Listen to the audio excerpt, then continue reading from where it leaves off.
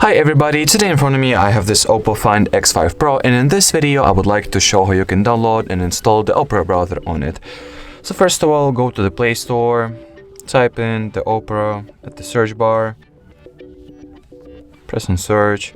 Here, once the needed app is found, just click on install. Wait for the app to get downloaded and installed, it will not take a lot of time. Alright, so now all that is left to do is to tap on open. Here, get some first launch stuff done. For example, we have a choice of either enabling some of the functions and features the browser have, or we can skip them.